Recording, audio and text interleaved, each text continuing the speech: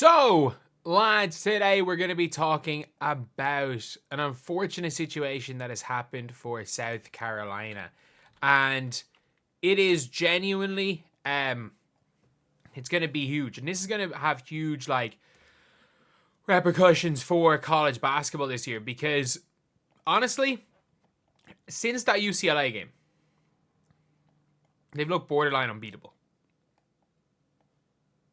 But unfortunately, Ashlyn Watkins is now out for the rest of the season.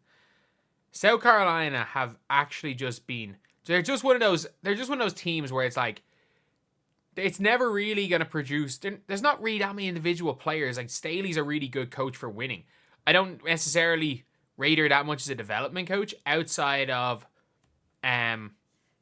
maybe bigs. To be fair, AJ Wilson, Aaliyah Boston and stuff, Camila Cardoso, the bigs have done well. But Ashlyn Watkins being out for the season is going to be so big. And this is a team that their top scorer is 11 points per game? That it was on the screen just there a second ago. If you can't see it, their top scorer is Tahina Paupau at 11 points per game. Their top assists per game is 2.7. And Raven Johnson averaging 6 and 2.7. Sanaya Fagan's their best field goal percentage. It's just a good team. And the reality of the situation is that even though Ashlyn Watkins comes off the bench, she's probably the best player on this team. Her or Chloe Kitts. Paupau's been really good. But her and Paige both went down.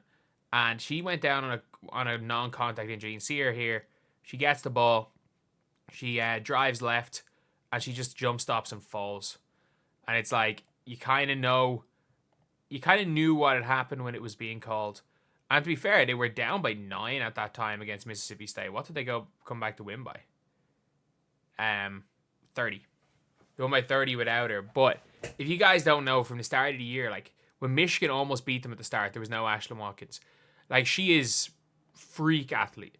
She can dunk. She got the first dunk, I think, in college basketball season. And you can see she's only averaging 7.2 points. But she's averaging 1.9 blocks per game. And she doesn't play that many minutes. Because the reality of the situation is, I don't know why, but even though in every single one of the best, quote-unquote, best lineups for South Carolina, she's in, but she doesn't play that many crazy minutes. But, even in some of the big games like TCU, how many game minutes she ended up playing? She came off the bench and played 23. So, Sanaya Fagan, who's been starting at her position, playing 7 minutes, then Ashlyn Watkins playing 23 minutes.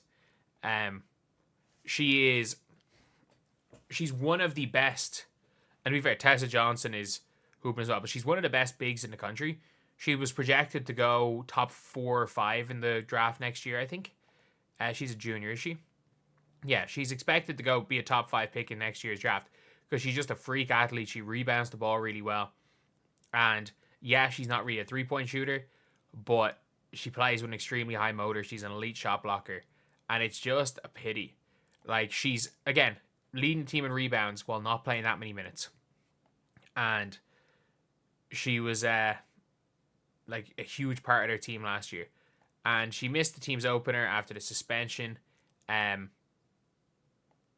obviously, once the charges were dismissed, she was back playing again. And look, regardless of the off-the-court stuff, Ashlyn Watkins is a serious basketball player. And it opens up women's college basketball because it's one of those things where if you've got there's certain players, there's certain teams where it's UCLA. I think UCLA are probably the best team in the nation, but if you were asking me right now, just based on the fact of how much they've won in recent years, I'm they've won 2 of the last 3. It's hard to bet against South Carolina. But you're looking at it and you're man, it's going to be real tough without Ashlyn Watkins. The one big positive for South Carolina this year, though, is that Chloe Kitts is hooping. She's been really good as a big. Again, not as good as Ashlyn Watkins, in my opinion. But Chloe Kitts averaging 7.4 boards, shooting 50%. She's been a decent big. But that's the problem. The weird thing with South Carolina is, Sanaya Fagan, she's going to have to be a full-time starter. And it's if she ends up being a starter and South Carolina do well, she suddenly becomes an interesting draft pick. Raven Johnson's going to have to step up a little more in offense. And to be fair, she actually has. She's averaging 5.7 points per game now, which obviously looks really bad while shooting 37% from field, but it is. And it is, but she's at least now, what's she on the season? She's now up to shooting 30% from three. She missed was she like 1 of 13 at one stage from three? So she's at least got it up to 30, I guess. She's a complete non-shooter. And then obviously Tahina Pau is super. She's absolutely super. Like, kind of does a bit of everything, like shooting 42% from three, good enough defender. But they're still going to be lacking big time without Ashlyn Watkins there, because she is their best rebounder by far. They become the biggest advantage that South Carolina had last year against Iowa was the size, was the rebounding, and was just the physical nature of how they play. And now it's looking like this year they're going to really, really struggle against your UCLAs because of Lauren Betts. Like, who do they have for the rest of the year, actually? Because that's a big thing. I don't think they play UConn in the regular season.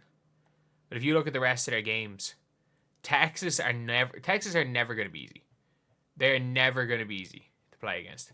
They play Alabama, they play Oklahoma, who are 10th in the nation.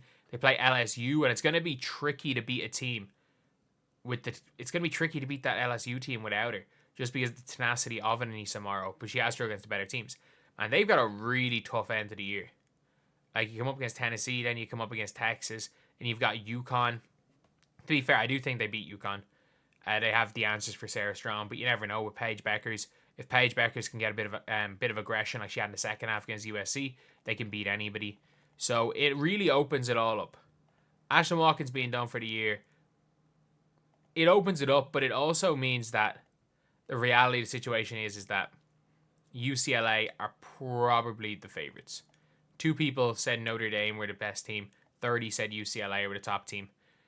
For me, I would have had South Carolina and UCLA in a tier of their own, and it puts UCLA, it puts them down into not UCLA, it puts South Carolina into the Notre Dame, USC tier. And the thing is, I watched Maryland against Iowa. Iowa have gone up to 23 even after a loss. Maryland did not look that convincing as Iowa. For Iowa looked pretty good. LSU haven't played anyone really good yet. Texas, again, USC at 4. I haven't even been convinced about USC, to be honest. But I think this means that UCLA are probably the best team. UCLA, they're going to beat Rutgers. They're going to beat all these. They play Ohio State, who are undefeated, to be fair. And then they play USC on Valentine's Day. And that's really going to be the game where you're they play USC twice, actually. If they can come out nearly undefeated from this regular season, it's hard to not pick them as favorites. But anyway, yeah, that's pretty much it. See you guys.